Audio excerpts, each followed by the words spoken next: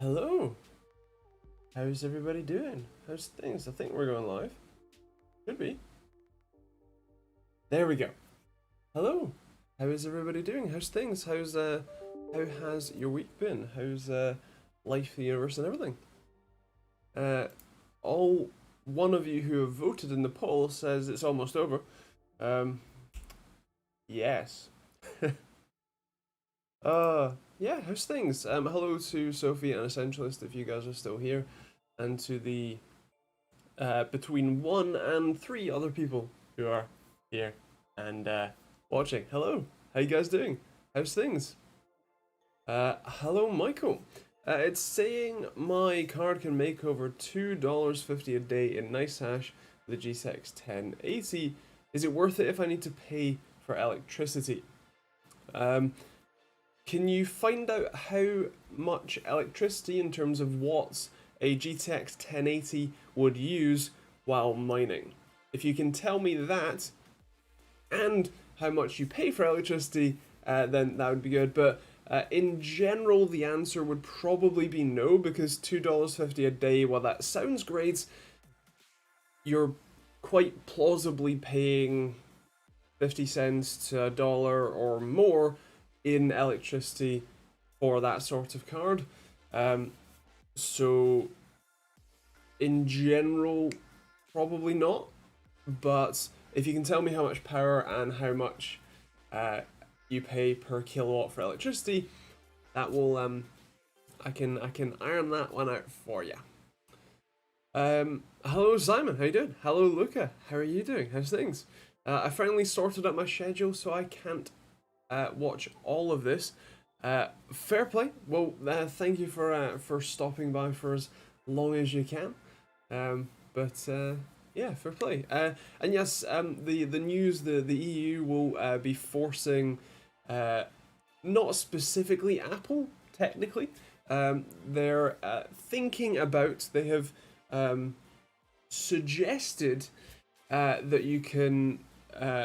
That manufacturers will be required to use a USB Type-C port for charging rather than proprietary connectors, which I'm all for.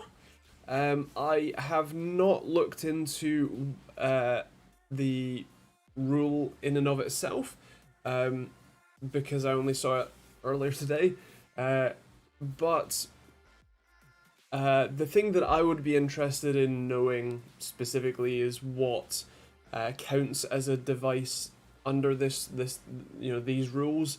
What are the exemptions essentially, and that kind of thing. But yes, the what you call it? The effect is that Apple will be required to use a USB Type-C port even on their iPhones.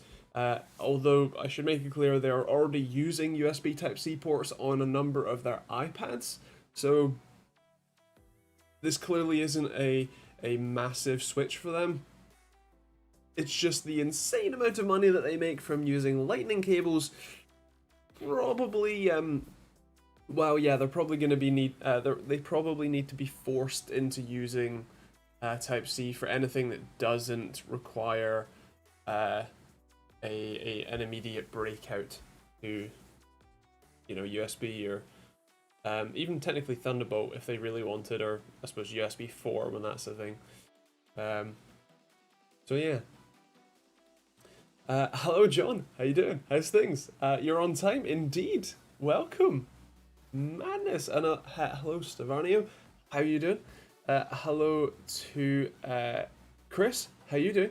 I got the Antec case today, or yesterday rather, unboxed it today. Nice. Is it all good? All shipped fine to you? I can make $4 a day on a 3080 after electricity. That's not too bad, although Australian dollar pricing, that's got to be a good number of months, if not years, to pay back the purchase price of one of those cards, right? Hello, Yanasi. How you doing? How's things? It makes business sense for Apple to move to USB-C anyway. Only need to make one port then.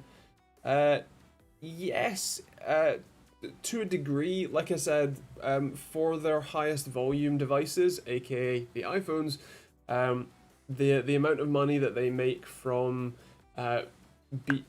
being the primary manufacturer for those lightning cables, having the certification standard that if you want to produce a lightning cable that's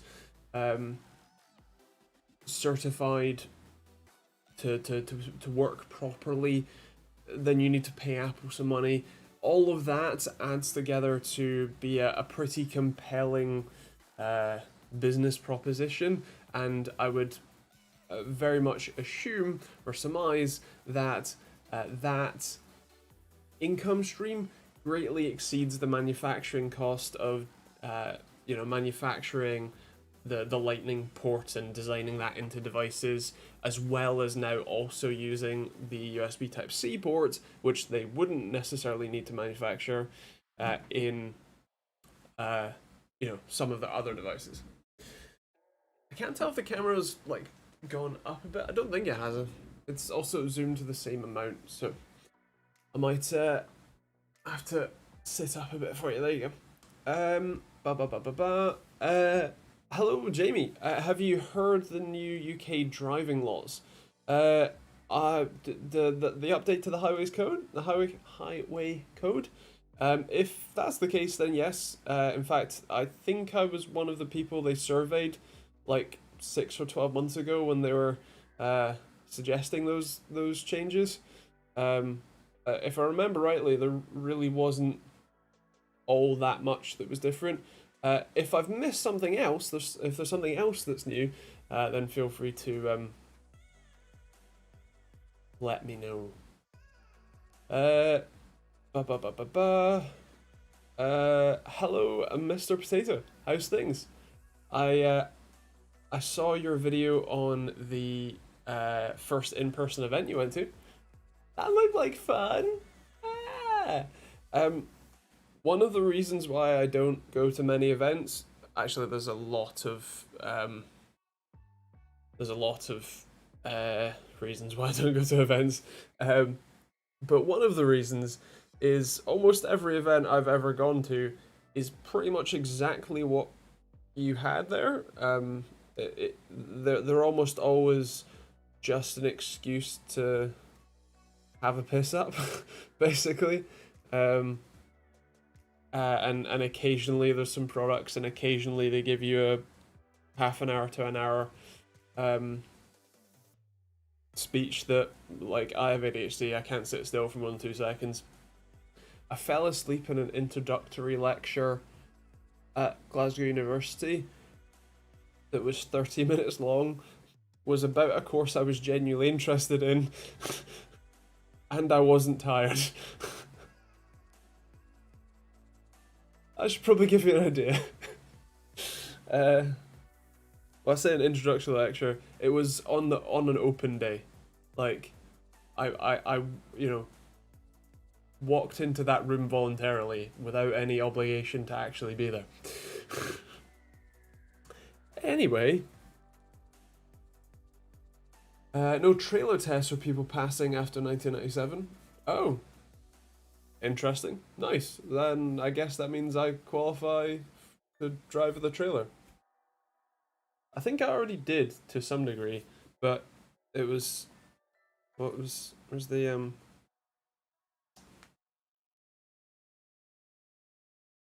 where's my wallet thing? Not really a wallet, it's quite cool actually.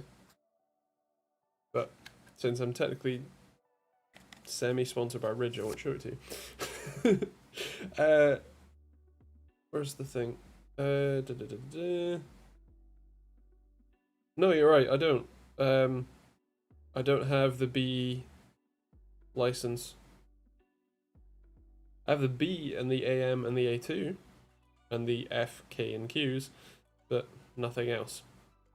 I really should get my full A actually, but I haven't got round to it.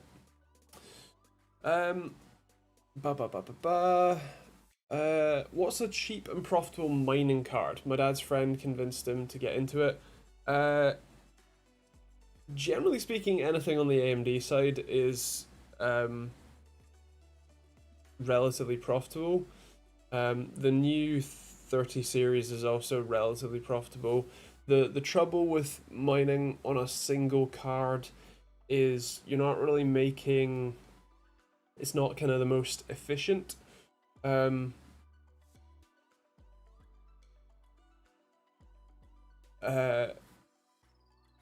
Because you're with one GPU that's doing mining, you have an entire CPU, RAM, motherboard, storage device, and power supply efficiencies all adding to the power usage of the GPU, whereas with 2, 3, 4, however many you can fit in a case and in a system, you then are getting the proportion of power used for the GPU versus power used for the rest of the system while mining is a much better ratio, and so it's much more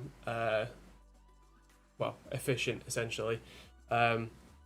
So you get better profitability out of that. But yeah, AMD generally. We're allowed to tow a trailer up to 3.5 tons now automatically without any additional training from the 3rd of October, but you need a new photo card to have it on it. Got ya.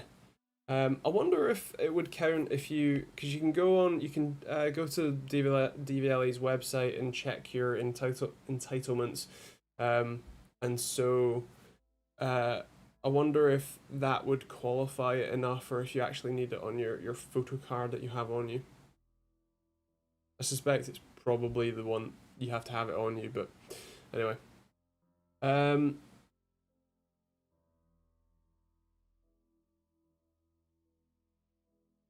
It doesn't matter about a single percents of efficiency. If it's making money, take advantage. Yeah, that's true. My point was, if you're going to spend some money and buy a GPU, it's probably best to buy two, to have a better balance of profitability and therefore be more likely to be able to pay off your investment, or get a return on your investment sooner.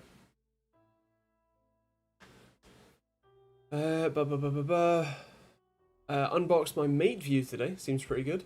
Nice. That's the phone rather than a laptop, isn't it? Pretty sure. Fair. I didn't know you're a phone reviewer too. Hello Joe. How you doing, man? How's things? Also, hello Thaddeus. How are you? How's things? Had a friend from the UK. She's over 50, and apparently the older she got, or rather the longer she had her driver's license, she's been getting higher categories, so she can now drive a bus without ever having driven one. Do you know, that sounds about right, actually. What was it? I think it was if you pass your test before something like 1987, you automatically have entitlements for basically everything other than like 44-ton articulated lorries. Like, you can like do a hell of a lot without ever having to take any extra tests. And in fact, I'm fairly certain that at one point, if you're old enough, you didn't have to take a motorcycle test, or perhaps it was something like the motorcycle test was like, can you ride around for like 20 minutes, and that's it. rather than what is actually a remarkably detailed test today. It really is quite a much more involved test.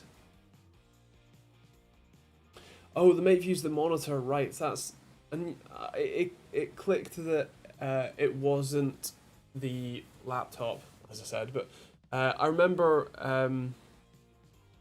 I have seen a couple of reviews of the Huawei 1440p 165 Hz IPS one.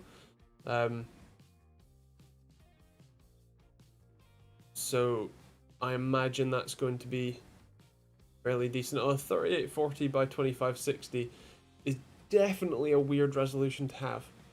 I'll be interested to hear what you think of it. Sounds about right, but I think it's stupidly dangerous. I feel the same about the trailer thing. Yes. The thing about like, well, the general what you kind of like the whole licensing thing in general is fairly weird because you only need to take a new test if you either flagrantly break the law enough to disqualify yourself, or you reach 70, I think it is.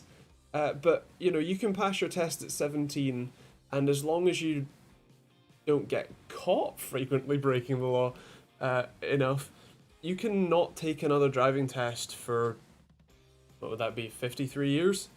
Like, that's kind of insane. And for some of those people who may well have been driving for 50 years or whatever, to be able to, drive potentially, massive vehicles like an entire bus,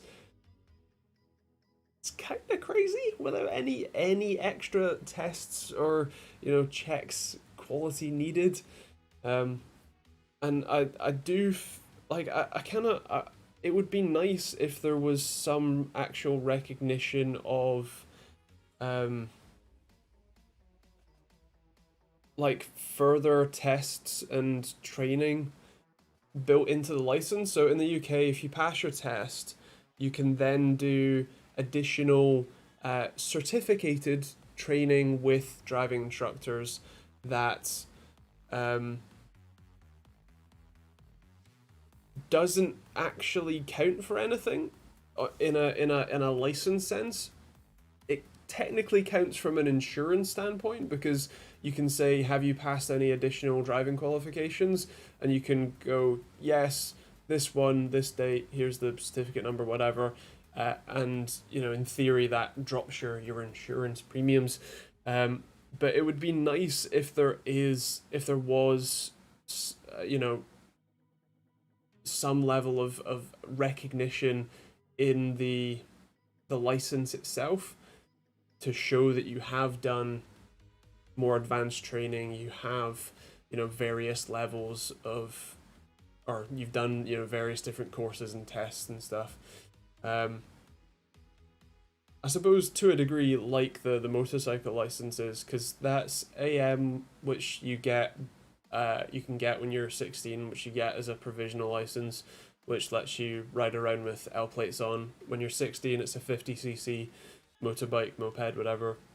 When you turn 17 until I think you're 19, in fact, when you turn 17, it's then a 125cc and up, and then you can do the A1 if you're under something, and that lets you drive ride a 125 once you're 17. I think it's between 17 and 19. You can do your A1. Then once you're 19 to 24, you can do your A2, which is what I did. And then once you're over 24, or there's a caveat, if you had your A2 since 19 and you've ridden for 2 years, you can then do it, early. You can do the full A, and you can then ride any motorbike you like. And yeah, I do feel like having to do even if it's just having, you have to go and do like have a lesson with a driving instructor who gives you a certificate or you know, like a verification code to check off that you've, you know, had a lesson, had a, you know, kind of checkup. I think that would go a long way to, well, literally saving people's lives. So without being too much of a hassle, especially because if it's only like, let's say once every 5 years and you have 6 months to do it in, that seems fairly reasonable, right?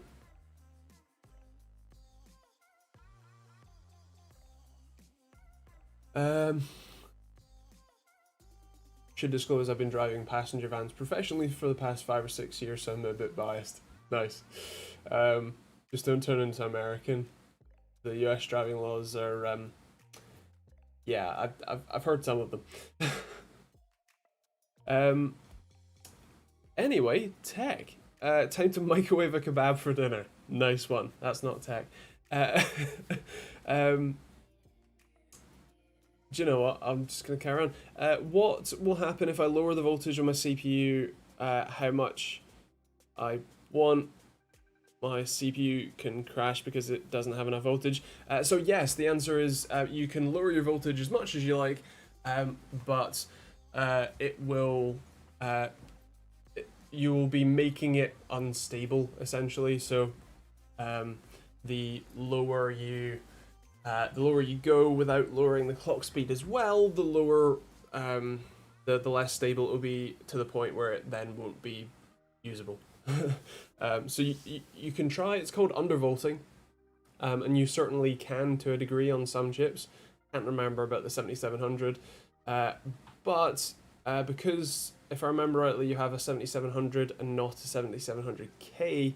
That's a locked chip, which will give you some more difficulty in overclocking anything. Hello to all of the people who have arrived since I've been on a random rant. Hello to Captain White, hello to yet another user, hello to Dan Williams, hello to Steve, hello to Just Do It Yourself. How you guys doing? How's things? Hello to Thomas, while I'm at it. Ba ba ba ba ba. Where am I at? Can you pass through an AMD card? Yes, you should be able to. In theory, it actually might be slightly better because you won't have the code 43 error. Although I know that NVIDIA's potentially fixing that and or has fixed it. I can't remember, but yes, yes you can, and it might even be easier. Speaking of cars, mine's poorly at the minute. Fair. Had 4 new sets of pads put on, 2 new discs, as it was squeaking hard and pulling. Turns out the caliper was cracked, so waiting for a new one to arrive. Ah, that's not great. I had to replace a caliper on our Mini to pass an MOT last week. But it has now passed, so it's all good. And actually, I had a road trip to go solve an oil leak at the weekend on the Astra. But yeah. Ba ba ba ba ba.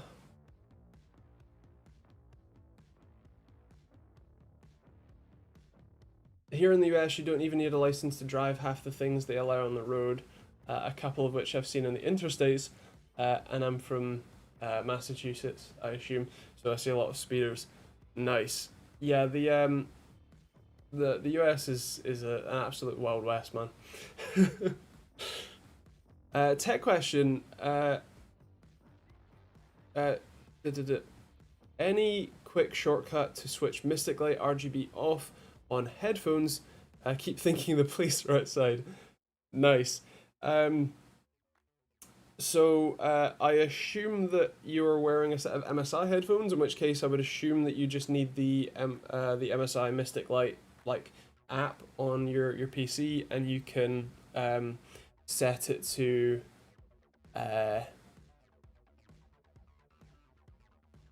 turn off and hopefully stay off.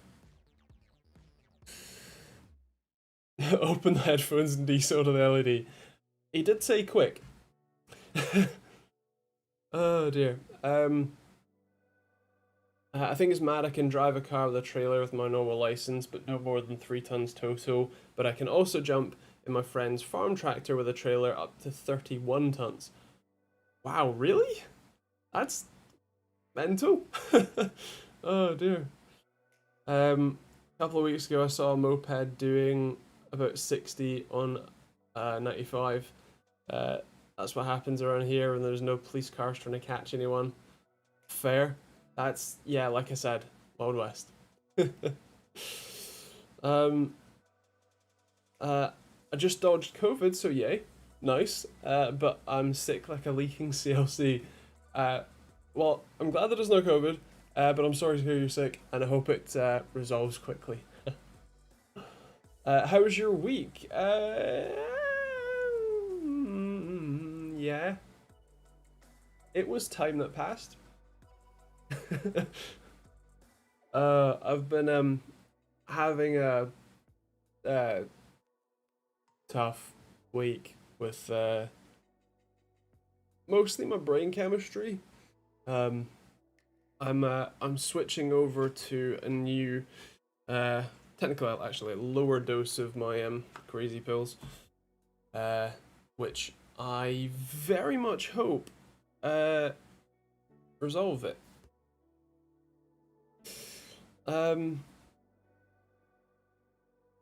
So yeah, fun. Alone in the office, working 11 hours a day, sliced my head open. That was an A&E Tuesday. Not the best week, but thanks for asking. Nice. Do you know, well, I'm glad that the slice in the head clearly wasn't so serious that, you know, you're not able to watch a live stream. That's good. But sounds fun. But yeah, glad you're, you know, still alive. Do I need to worry about Windows 11 not supporting my CPU? So the answer is no. Personally, beyond test systems, which obviously will be, you know, I'll be having a Windows 11 SSD real soon. But beyond test systems, I don't expect even myself to be upgrading to Windows 11. You know, in the immediate future, until there is a very significant benefit for me to do so. I have no need to switch over. So yeah, for test systems, I will obviously have Windows 11 copies, but for my own system, I just don't need it really. And I think that's going to be the case for a lot of people for a while yet. No worries yet, another user. Glad to have you pop in, and hopefully we can catch you for a bit longer next week. My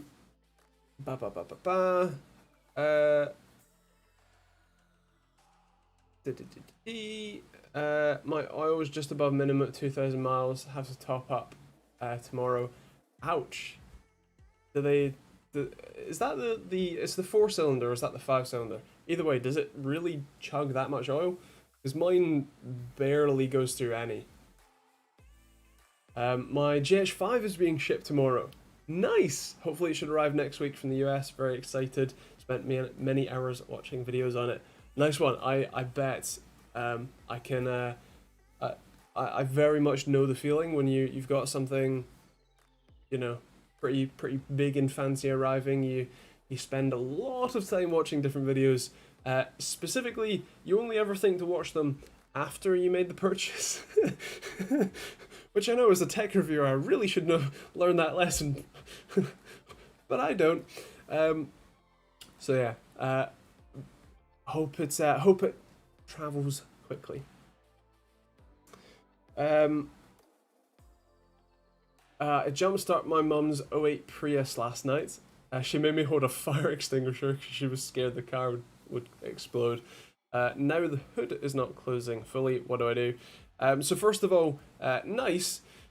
Second of all, it is an '08 Prius, so that's definitely early battery tech. So probably not the worst idea, but you'd be charging up the 12-volt lead acid battery, not the what is it, 48 or 96 volt lithium-ion battery instead. So no big deal.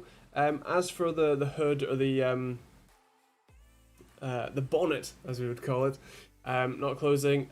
When you say it's not closing, is it not closing like there's sort of, something blocking it, or is it not closing in that once you latch it down, you then can't latch it down to the second step closed, like fully locked, that you need, the sort of one that you need to pop open pop it open with the handle inside the car rather than just lifting it from the outside. Ba ba ba ba ba. Ba ba ba ba b. Where am I at?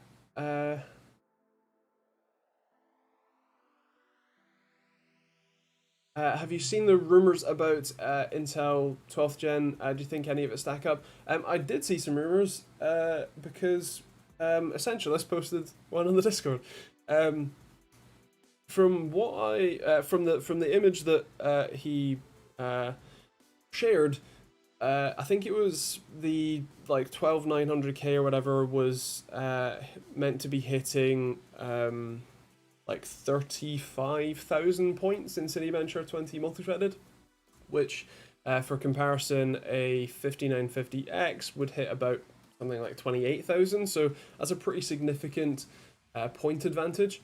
I will be very interested to see what the actual real world performance is like. From everything that I've seen that's public, in terms of the for example, their mobile CPUs, which are this current generation, are 10 nanometer. They're 10 nanometer super thin rather than what's the Alder Lake chips, which are now Intel 7, but used to be called 10 nanometer enhanced super thin. So there is a slight difference in that process node, but the like the 11900H, for example, is a very fast chip, but it's still very power hungry by comparison. And in all core workloads, currently gets matches or even gets demolished by AMD's Ryzen 5000 mobile lineup. In shorter, more bursty workloads, the 11900 definitely has the edge there, but if you're looking at that level of performance from a similar core design and a more similar process node than 14 nanometer, what we have in 11th gen desktop chips, that sort of performance difference in power consumption doesn't lead me to be quite as enthusiastic as those leaks suggest, but as with everything, just wait until it's actually out and we can see what it's actually like. Have you had much luck with eBay used RAM sticks? I don't think I've ever bought any used RAM sticks on eBay, or at least not in enough volume to have any horror stories versus any good luck with them and tips and tricks to share with you, I'm afraid. TechteamGB, found your channels we've both recently done an Asus Zephyrus M16 Intel Gamer Days collab. Great concept. Thank you very much.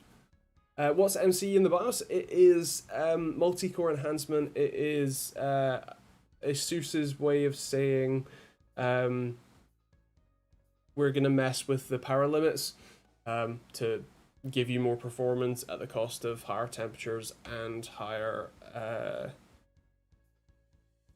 power usage. What crazy pills? ADHD ones. Well, ADHD ones and antidepressant ones. I've been testing it Windows FX today. It's got the Windows 11 UI, but under the hood it's Linux. Nice. That's unique. And kind of sounds like the worst of both worlds. Oh dear. I wrote an article on MC in 2012. Nice. I was starting a YouTube channel in 2012. And I was still in secondary school? Yeah, I was. Does that make you feel old?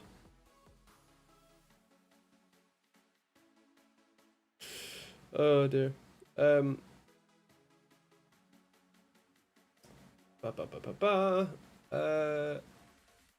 am I at? Hello Spencer, how you doing, man? How's things? And Captain White, since you're talking cars, Focus, Golf, or Mercedes A-Class with 15k budget, I would argue Golf, because I'm fairly certain that you can buy a rather nice Golf R for 15k, whereas you wouldn't be able to buy a Mercedes A35 or 45 or 45S for that kind of money, I think. I haven't looked at those cars in a while, and they discontinued the Focus RS, which is the fun one, so not that.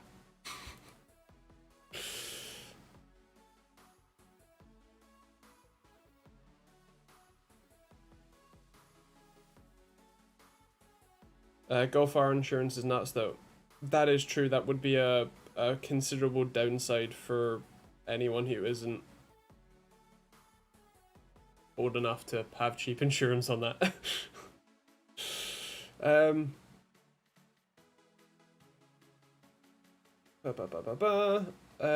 Any update on your happy hacking keyboard review? Off the top of my head, no. In fact, I actually think I might not even have it, actually. Yeah, it wasn't for me, let's say. It seems like it seemed like a less, I guess, useful design. Like, it didn't have any immediate ergonomic benefits like the was it Expos one I tested, and the switches are sort of springed domes. Again, also weren't quite my preference, really. Just wasn't for me.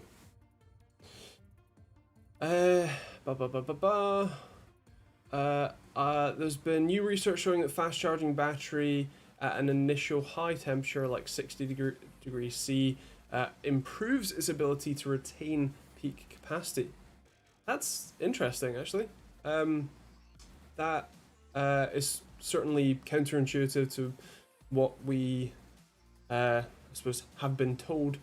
I wonder what the chemistry, or I suppose physics and chemistry of that is.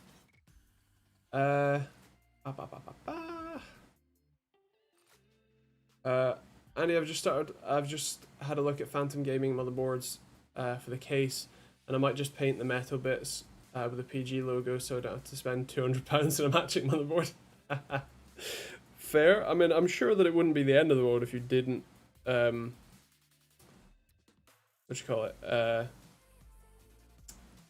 use a matching motherboard. Up to you. My GPU, when on 100% usage, suddenly drops to 0, then starts to use 50 or 70% or less power from its power, causing it to go from 120 to 30, and it keeps stable at 30 or less. So that's great. What's happening, like, with that GPU? Are you playing a game? If so, is it getting significantly lower performance during that time? I would assume it is, but is there anything about the game that is changing, or is that just what's, like, need some more context there. Can a smartphone or CPU smartphone beat a computer or a laptop computer? That's a physics problem, basically, right? So, like, you have your phone, it has this much thickness and space to house a CPU, GPU, RAM, storage, battery, cameras, microphones, ports, speakers, transmission equipment like for GPS, Wi-Fi, and for cellular, and a screen, and plenty of other sensors and input and output devices like microphones and speakers, etc., all in this, right? Not much room for a powerful CPU. Then you think of a laptop, which has hundreds of times the volume of this. Well, turns out that you can put a much more powerful CPU in that because you have more space to put a bigger battery to power the thing and more heatsink to cool the thing. And then when you look at a desktop, well, then you have hundreds times more volumes than that to heat and power and cool all of those things. And so, practically speaking, is it, like, humanly possible to have a phone outperform a desktop in a specific benchmark? Sure. You'd probably have to hamstring the laptop and desktop chips, but sure, you certainly could. And I'm sure that there's very, very, very specific workloads that these chips have been optimized for that desktops would have to, brute force rather than use built-in hardware, for example. But in a practical sense, the answer is no, right? Just physics. Where am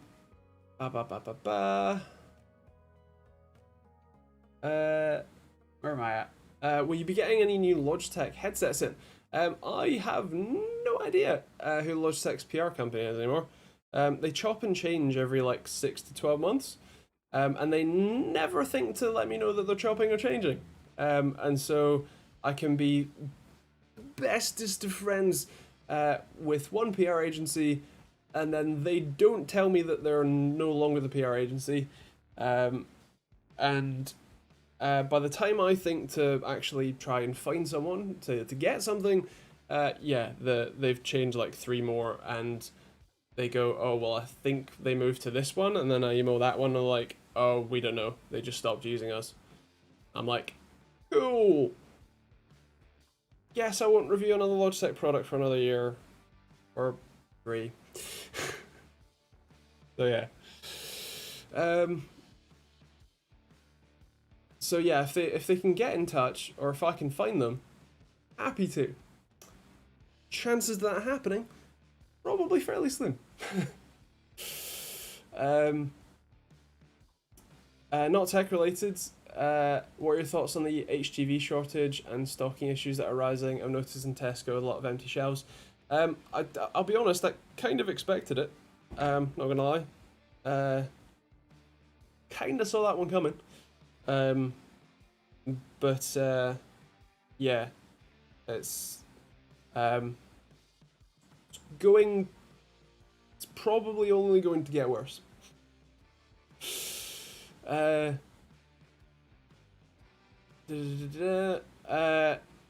Games stating they were going to require TPM and they were going to ban cheaters at the hardware level. That's nice, but should I have any privacy concerns with TPM on Windows 11?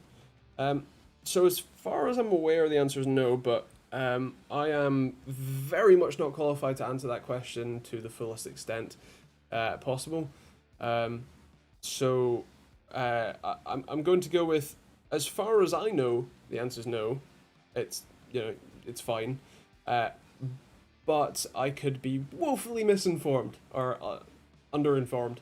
And the answer could be a resounding yes, and we should all be scared. But I wouldn't know at the moment. So yeah. My 8700K and 8600K both go mental with attempts when multi-core enhancement is on my MSI Z370 SLI Plus. That sounds about right, yeah. Yeah. The HHKB is for a certain other person though. Indeed. I have it. Hello Juan. How you doing? Should I subscribe to Nebula? I've seen a lot of ads for it. As have I. I subscribed. Well, it must have been over a year ago because they billed me because I forgot about it. The weird thing about Nebula is that I'm generally watching videos on YouTube anyway.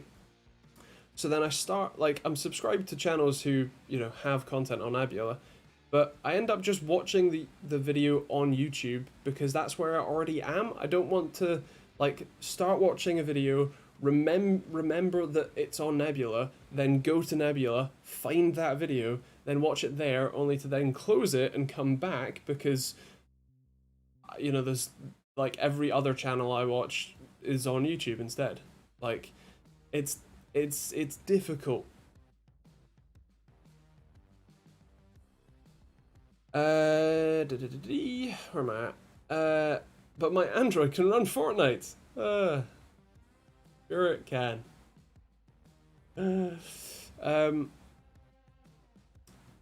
5900X is running quite hot. 55 degrees C to 58 degrees C over ambient. For my taste, even with the 240ml AIO, is it normal or should I undervolt? So when you say 55 to 58 degrees Celsius over ambient, what is the reported temperature of the chip? And that's while running Battlefield 5. Got you. Hello Hayden, how you doing? Would you say that a 5700 XT has had a new life since AMD enabled smart access memory? I haven't tested a 5700 XT in pretty much since they came out really. So I couldn't say for sure. However, if their claims of anywhere between 2 and 11% more performance are still valid for that card, then yeah, I would say so. That's a decent performance advantage and would render that a pretty decent card in general. And yes, Dr. Potato would be potentially a better bet for answering the TPM security question, if he's still here. A smartphone has 8 cores, 3 gigahertz, and a laptop have 4 cores, 3 gigahertz. So again,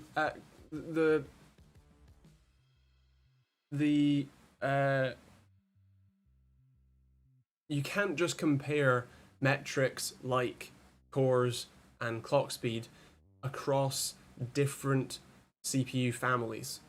You actually technically can't even just directly compare cores and clock speed to even CPUs from, say, Intel but a generation or two apart. Like, you can't necessarily just say that this 8-core CPU from 2 years ago that runs at 5 gigahertz is intrinsically much faster than this 6-core CPU that runs at 4 gigahertz that, just came out today. Because the cores themselves are physically different and have different amounts of instruction per clock performance and a number of other differences that mean that the new one could arguably be faster even in all core performance, even having a slower clock speed and less cores. In this is a hypothetical scenario.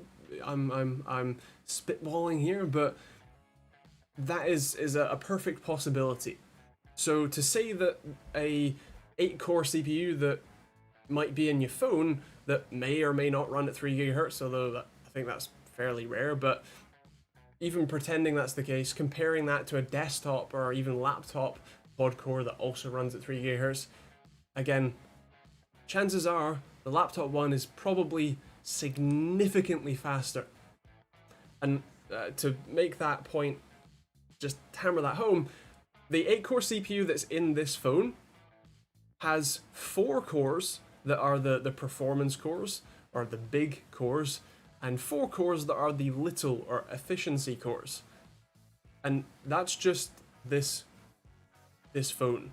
Like, this technically is an 8-core, but if you were to benchmark it, it would only have best case 6 cores worth of performance. Realistically, it's probably more like 5 in terms of the big core performance. So this, you could argue this is more like a 5-core phone. And again, the cores in this do not compare at all to the cores on a desktop, especially because these are ARM cores, which means they run a completely different instruction set and like methodology for computing, like completely different. So you can't compare them. You can compare their performance, and you will find that, you know, any given ARM chip in a phone is nowhere near as fast as a desktop chip, with the only exception being Apple's M1, which is in their iPads and now in their laptops. And technically desktops with the Mac Mini.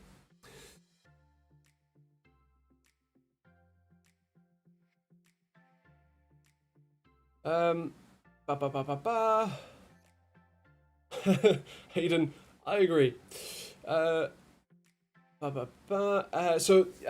your 5900X is running at between 78 and 80 degrees Celsius. Got you. So that is a fairly standard temperature for that sort of chip or at a 240mm AIO. You could have a look at your motherboard's BIOS and change the fan curve to run the pump and the fans just a little bit harder at higher temperatures, so that while you will have an increased noise, you will be able to bring that temperature down a little bit. I would say if you can get it between 70 and 75, for example, I think that'd be a pretty good balance. Although I should make it clear, 78 to 80 is in no way a serious concern for that temperature.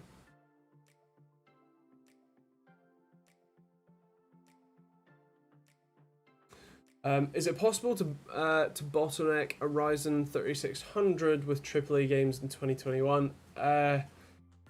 So when you say bottleneck a 3600, are you talking about the 3600 being the bottleneck, or something else causing the 5600X, the 3600, sorry, to have its performance limited? In which case, the answer is pretty much always yes. If you go to the extremes, you know, if you want to have the 3600 be the bottleneck, then anything over I don't know, well, a 3060 and above at 1080p low settings, for example, you will have it. You would be able to get more performance with a higher end CPU.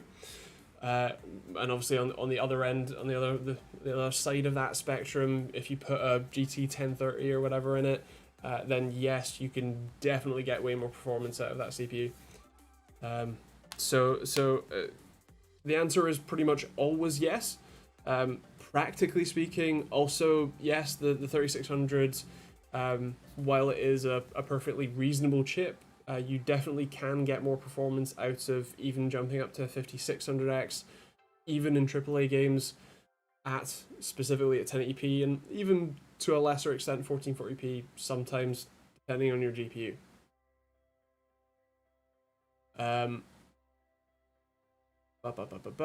So this high temp battery thing is interesting, and very basically about crystal structures. But the paper I just skimmed through was published in 2016.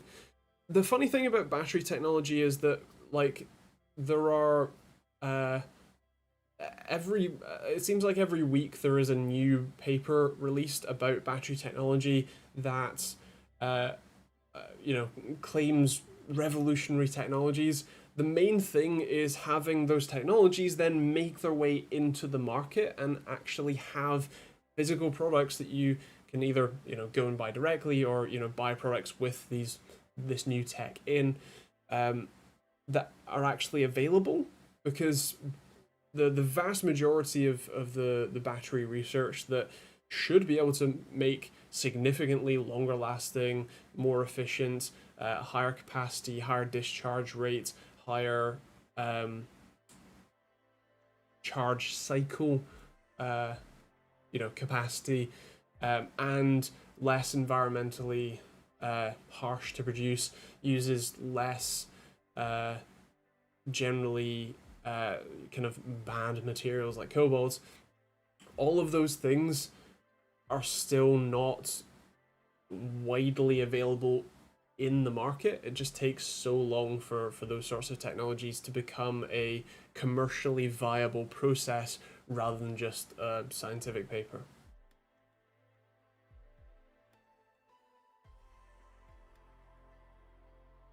Ba, ba, ba, ba, ba. To repeat last week's question, I just spent 150 US dollars on a custom keyboard, even though I already own a nice keyboard that's basically perfect for my use case. Do you know what's wrong with me? Essentialist, can you just tell them how much you spend on custom keyboards? Because I think it's like Alcoholics Anonymous, just having someone else who's as crazy as you. No, I do that sort of thing all the time, and it's very common, very normal. My 5800X went from 70 to 50 when I changed from an AAO to custom liquid cooling. Nice, that's a significant difference. Nice one. That's that's great. When I try to run my CP fan, it's always running at full speed. I put a fan curve in the BIOS, but when I turn on my PC, it's still full speed. My BIOS is on the latest version. Does it cut back down, or does it stay full speed constantly? In which case, double check that. Actually, is it a 3-pin or a 4-pin fan?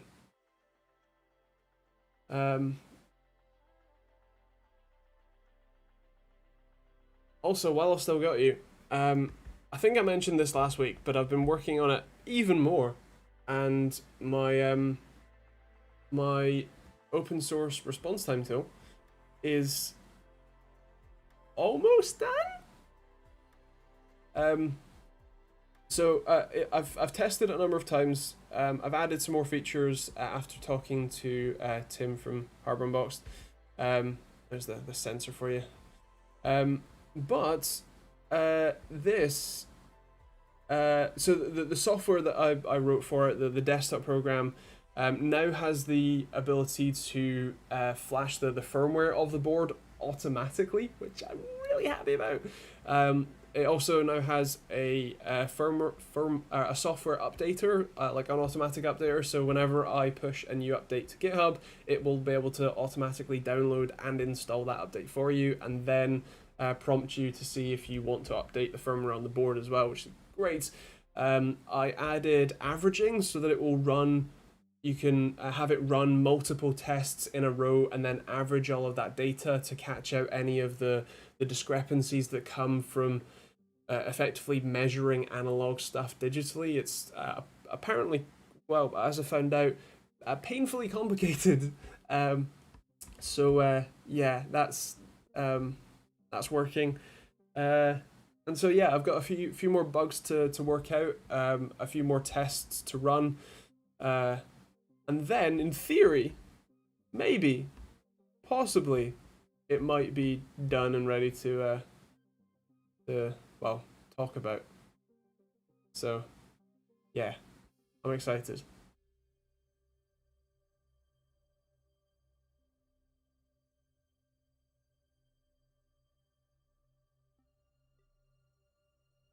There we go. It technically does have RGB. It has a NeoPixel LED, and technically I can control that if I wanted to, but I generally don't bother too much.